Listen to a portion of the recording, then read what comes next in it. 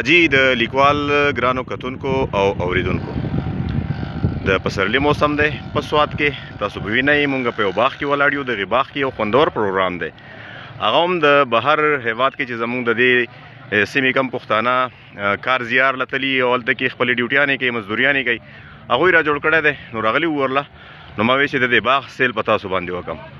خو زمونږ شهاب صاحب ولاړ دی او ګلونو ته ولاړ دی. نو شهاب صاحب له زو ځکه دوی هم زما په خیال سره دې پروګرام له راغلي دي. سر په خیر راغلی، جوړ تکړه، څه کوئ، چېرته راغلي یئ؟ احترامات اخوند صاحب راغلي وو سپرلي ته هرکلی و پروګرام و، نو هغې له موږ راغلي وو. نو موسیقي پکې هم وچلېده او کوریج لی راغلي وو، انټرویوانې یې پکې هم واغستې. د بهر نه میلمانه راغلي دي، ولا د انګلینډ پښتانه دي، د هلته کې دغه شانتې د امریکې نه چې کوم پښتانه دي راغلي دي. نو ډېر خوند یې کوو. نو بیا د دې خوا رالم، په دې یو بوټي کې مې 3 سیزونه ولیدل، ځکه دې ته ودرېدم. یو ګل دی، یو غوټۍ ده، یو شنه پاڼه ده. نو ما یې دې میچنګ ته د قدرت هغه نظارو ته مې کتل چې الله تعالی دا شان څومره لوی دی او الله تعالی څومره لوی قدرت لري چې په دې یو بوټي کې دلته لرګی دی، دلته ګل دی، دلته غوټۍ ده، دلته شنه پاڼه ده.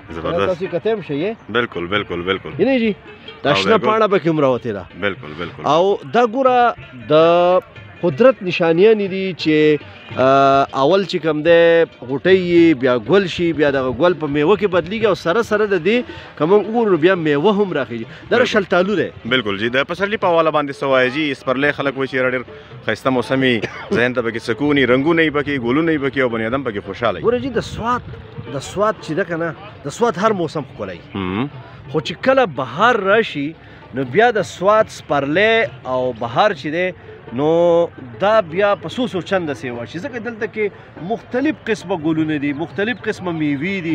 د هغې هغه رنګونو ته چې سړی ګوري، بیا د ګلونو هغې رنګونو ته ګوري، بیا د سوات د سیمې ته چې ګوري، او بیا د ښکلې ښکلې هواګانې چې پکې چلیږي، نو د دې سره د انسان روح نه دی خوشحاله شي، زړه خوشحاله شي. بالکل. نو دغې ته سپرلی وایي. بالکل. تاسو خو صافیان یې، خوش قسمته یې، رنګونه ووینئ، ګلونه ووینئ، خو کم زمونږ د کیمرې د مخامخ کم ملګري چې دي، څوک چې ستاسو دا ویډیو به ګوري، هغوی ته د بهار په حواله یا د سپرلي په حواله باندې څه پیغام ورکوئ؟ زه خو دا وایم جي ژوند چې دی که نه، دا د خوشحالۍ نوم دی.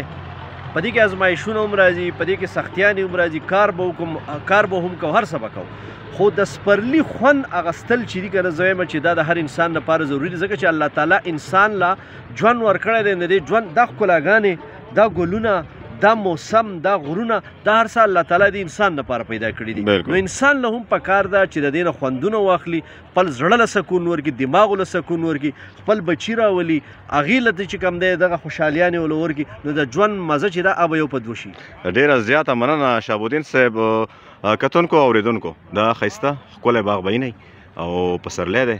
نو ستاسو په کلیو علاقو کې به هم پسرلی او دغه ګلونه به وي، دغه ښایستونه به وي، دغه رنګونه به وي.